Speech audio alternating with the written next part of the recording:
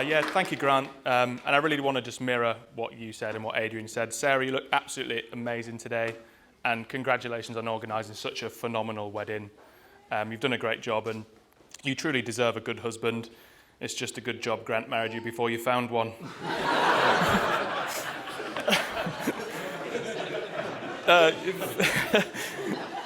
For those that don't know me, my name is Sam.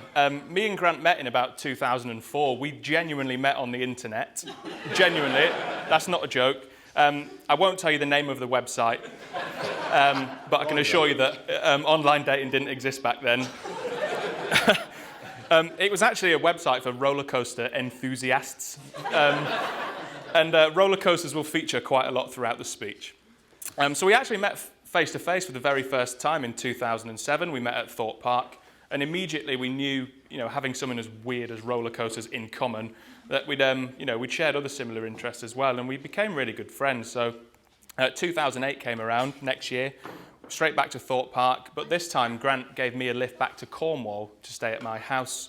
It was actually, my parents owned a small luxury guest house in North Cornwall, and initially they were quite reluctant to have me stay there with a bloke that I met on the internet.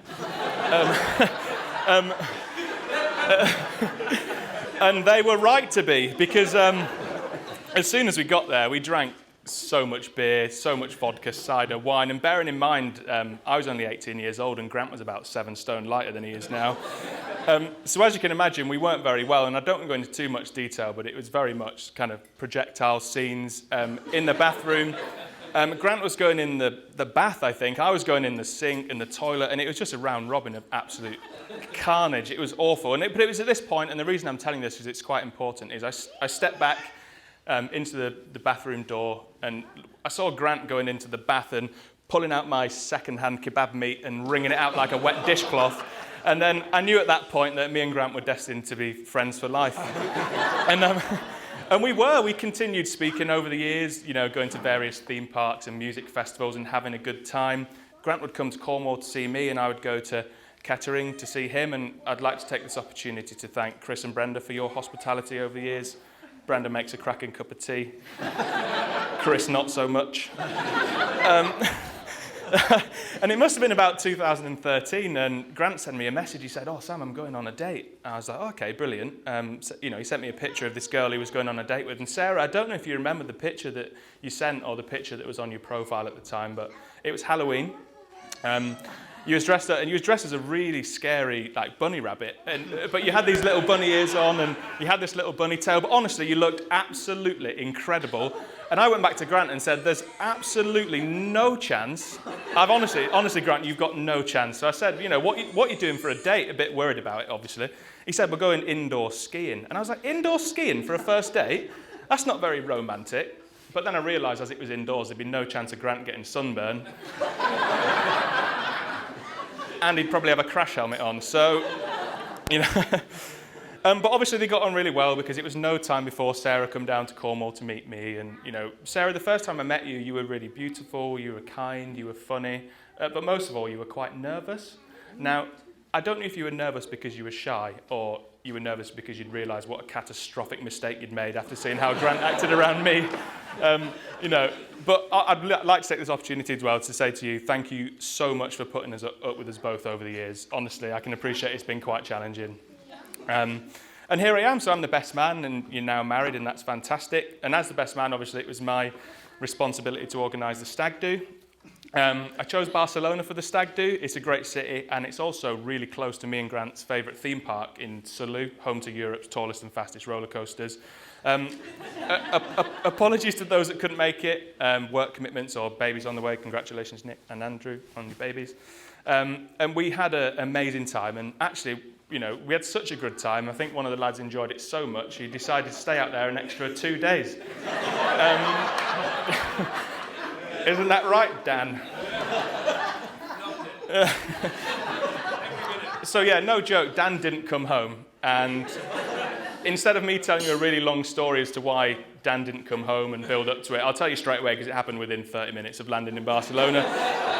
So yeah, Dan got mugged. Now, it's not a joke, Dan genuinely got mugged. And you know, he had his passport stolen, watch, iPhone, cash. And genuinely, Dan, from the bottom of my heart, and on behalf of all the boys, we're glad you're okay and appreciate you got back in time for the wedding, and that's great. It could have been a lot worse. And what I mean by it could have been a lot worse is you could have been sort of mugged by big, angry, vicious criminals. But he wasn't, ladies and gentlemen. Dan was, in fact, robbed by children.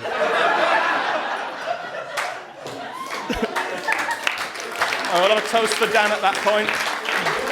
Toast for Dan. Cheers, sir. No worries. But apart from, you know, Dan being filled in by toddlers, and apart from Ross having €200 swiped from his bag before he even landed, and apart from getting locked outside of our apartment and having to spend €150 for a locksmith to come and break our door down, and apart from Tom Brett going through all that effort to go to Spain and go on these amazing roller coasters and not riding anything all day except a picnic bench, we had a really good time, and I want to thank the boys for you know, you being good sports and welcoming me into your clan, so to speak. But anyway, yeah, the stag do's done, the wedding's over. But before I go, I suppose it is tradition for the best man to discuss your wedding night. Now, I can appreciate there are children in the room, so I'm not going to go into any detail whatsoever, I promise. But I did say right at the start of the speech, and you probably established that there has been a bit of a roller coaster theme, and your wedding night won't be any different, so I've got a few tips for you. Number one, Sarah, if Grant cries, that's completely normal. He's going to cry, no questions. Number two, scream if you want to go faster. And the last one I've got for you, Sarah, is don't worry, if it gets a little bit, you know, intense, a bit too much, don't worry, most good roller coasters are all over within about 30 seconds anyway, so...